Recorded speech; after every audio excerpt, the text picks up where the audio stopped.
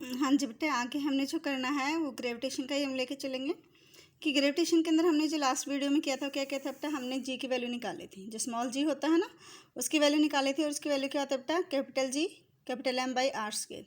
जहाँ पे capital G हमारे पास क्या होता है बेटा, यूनिवर्सल ग्रेविटेशनल कॉन्स्टेंट होता है। जो कैपिटल एम है ये मास ऑफ द अर्थ होता है। जो आर होता है हमारे पास ये क्या रहेगा बेटा, रेडियस ऑफ द अर्थ रहता है। अब हम देखते हैं बेटा कि जो जी है ना उसकी जो वैल्यू है वो कैसे चेंज होती है। ठीक है ना, हमने पिछले इसमें किया था कि जो जी है हमारे पास उसकी वैल्यू कितना रहती है बेटा, 9.8 मीटर पर सेकेंड स्क्वायर। ठीक है, अब ये रहेगा बेटा कि जो जी की वैल्यू क्या हर जगह इतनी ही रहती है। ठीक है ना, अब पहले हम बात करते हैं कि जो वैल्यू ऑफ जी है ऑन द अर्थ सरफेस, अर्थ के ऊपर जो होगी, तो यहाँ पे हमारे पास क्या रहेगा बेटा कि जो पोल्स होते हैं वहाँ पे क्या रहेगी, मैक्सिमम रहेगी, और जो इक्वेटर है वहाँ पे क्या रहेगी बेटा, मिनिमम रहेगी। क्यों रहेगी बेटा, कि जो हमारी अर्थ होती है वो एग्जैक्ट राउंड तो नहीं होती। ठीक है ना, वहाँ पे हमारे पास जो इक्वेटर है ना वहाँ पे जो आर है हमारे पास रेडियस है वो अलग होता है, और पोल्स पे क्या होता है बेटा, अलग होता है। ठीक है ना, अब देखो यहाँ पे बाय में आर है, तो जहाँ पे हमारे पास आर की वैल्यू ज़्यादा होगी सीधी सी बात है जी की वैल्यू क्या हो जाएगी, कम हो जाएगी। ठीक है ना, तो यहाँ पे हमारे पास क्या होगा बेटा कि हमारे पास मैक्सिमम जो रहेगी, जहाँ पे हमारे पास आर कम रहेगी पोल्स पे, तो वहाँ पे मैक्सिमम वैल्यू हो जाएगी जी की, और मिनिमम कहाँ पे रहेगी बेटा, इक्वेटर पे रहेगी। अब उसके बाद इसमें आता है बेटा कि जी की वैल्यू है कि अगर हम अर्थ सरफेस के, ये तो हमारे पास अर्थ सरफेस के ऊपर आ गया। ठीक है ना, अगर हम इसे अबव जाएंगे, ठीक है ना, तब हमारे पास इसकी जो वैल्यू किस तरीके से चेंज होगी। जब हम अबव जाएंगे बेटा, इससे ऊपर जाएंगे, तो जैसे जैसे ऊपर जाएंगे बेटा जो आर है उसके साथ साथ इसकी जो हाइट है वो भी जुड़ती जाएगी, और जो हाइट जोड़ेंगे तो उसकी वजह से क्या होगा बेटा, इसकी वैल्यू क्या हो जाएगी, डिक्रीज हो जाएगी। ठीक है, तो इसमें आपने जो सिंपल सा ध्यान रखना क्या रखना है बेटा कि हमारे पास जो मिनिमम है हमारे पास वो इक्वेटर पे, मैक्सिमम पोल्स पे, और वैल्यू ऑफ जी हमारे पास क्या होगी बेटा, डिक्रीज होगी जब हम क्या करेंगे, अर्थ सरफेस से ऊपर जाएंगे। और इसके अलावा क्या है बेटा कि अगर हम अर्थ सरफेस से नीचे भी जाते हैं ना तो भी हमारे पास क्या होता है बेटा, उसकी वैल्यू क्या हो जाएगी, डिक्रीज हो जाते हैं। और जो सेंटर होता है अर्थ का वहाँ पर हमारे पास जो जी की वैल्यू कितनी रहती है बेटा, 0 होती है। अब आगे हमारे पास आता है बेटा, और अदरवाइज जब भी हम लेंगे ना, जो हमने सरफेस पे लेनी है वो कितनी लेनी है बेटा, हमने ये लेनी है। दैट मीन्स हमारे पास जो मैक्सिमम रहेगी ना इन तीनों में से, वो कौन सी रहनी है हमारे पास, सरफेस के ऊपर रहेगी। कि जो अर्थ सरफेस है ना उसमें जो हमारे पास जी की वैल्यू 9.8, जो मोस्ट न्यूमेरिकल के अंदर हमने यही क्या करनी है बेटा, यूज़ करनी है। आगे हमारे पास आता है बेटा फ्री फॉल।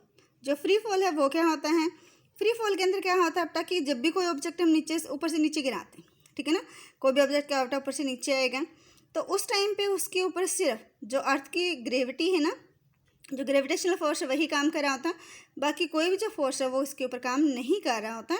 वो जो सिचुएशन होती है ना बेटा, वो जो मोशन रहता है ऑब्जेक्ट का अर्थ की तरफ, उसे हम क्या नाम देते हैं, फ्री फॉल।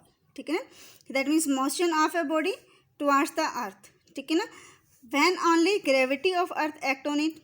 अब ये ध्यान रखना कि ओनली, सिर्फ और सिर्फ कौन सा काम करेगा बेटा इस पर, जो अर्थ की ग्रेविटी है ना वही वाला इसके ऊपर काम करेगा, बाकी जो फोर्स है वो इसके ऊपर काम नहीं कर रहे होंगे। तो वो जो हमारे पास रहेगा बेटा मोशन, उसको हम क्या नाम देंगे, फ्री फॉल। ठीक है, और ये जो फ्री फॉल वाली सिचुएशन होती है कैसे होती है बेटा, वेटलेसनेस। ठीक है ना, वेटलेसनेस का मतलब क्या होता है बेटा हमारे पास, इसका मतलब होता है बेटा कि जो वेट वो क्या हो जाता है, 0 हो जाता है। वेट क्या रहेगा, 0 हो जाएगा। कि जब भी ऑब्जेक्ट फ्री फॉल होगा ना तो वहाँ पे उसका जो भी हम कह सकते हैं वेट है वो क्या हो जाएगा बेटा, 0 हो जाएगा, वहाँ पे कोई वेट उसका नहीं होगा। आगे हमारे पास बेटा Kepler's law of planetary motion. Planetary motion का मतलब होता है कि जो प्लैनेट्स होते हैं ना बेटा, उनका जो मोशन होता है अराउंड द सन, उससे रिलेटेड जो लॉ थे वो किसने दिए थे बेटा, केपलर ने दिए थे।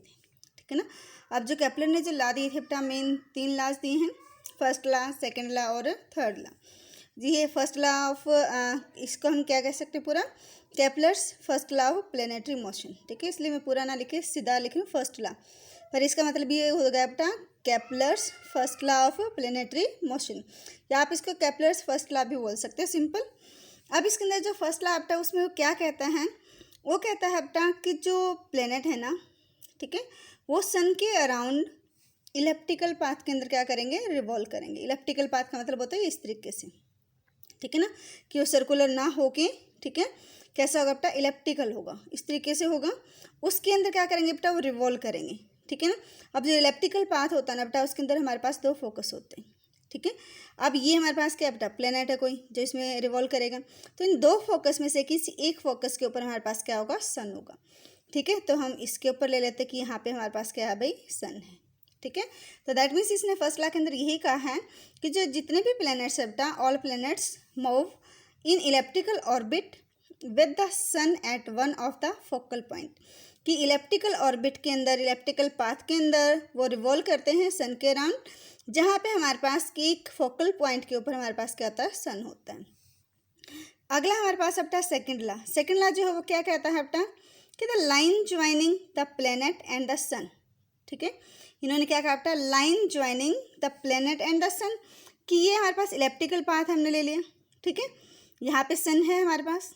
ठीक है, ये जो पॉइंट है यहाँ पे क्या अपना, सन है। ठीक है, अब यहाँ पे हमारे पास प्लेनेट है, तो इसको जो लाइन ज्वाइन करेगी, ठीक है ना, तो इन्होंने कहा अपना कि the line joining the planet and the sun sweeps equal areas in equal interval of times. That means मान लो भी हमारे पास कोई जो प्लेनेट है पहले ए पॉइंट पे था, वो ए से कहाँ पे गया बेटा, पी पे। यहाँ पे उसने जो टाइम लगाया भी हमने टी टाइम मान लिया। ठीक है ना, अब उसने क्या किया बेटा कि वो सी से डी तक जाने में भी उसने कितना टाइम लिया, टी लिया। ठीक है, दैट मीन्स यहाँ से यहाँ तक भी उसने इक्वल टाइम लिया और यहाँ से यहाँ तक भी इक्वल लिया।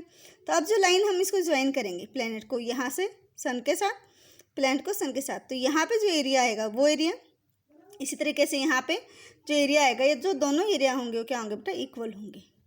ठीक है, उन्होंने कहा है बेटा, सिंपल सा है कि हमारे पास जो लाइन ज्वाइनिंग होती है प्लेनेट और सन को, ठीक है ना, वो इक्वल एरिया कवर करेगी इक्वल इंटरवल ऑफ टाइम के अंदर। जो थर्ड लॉ आता है बेटा, थर्ड लॉ क्या कहता है कि जब वो भी कोई भी प्लेनेट रिवॉल्व करेगा,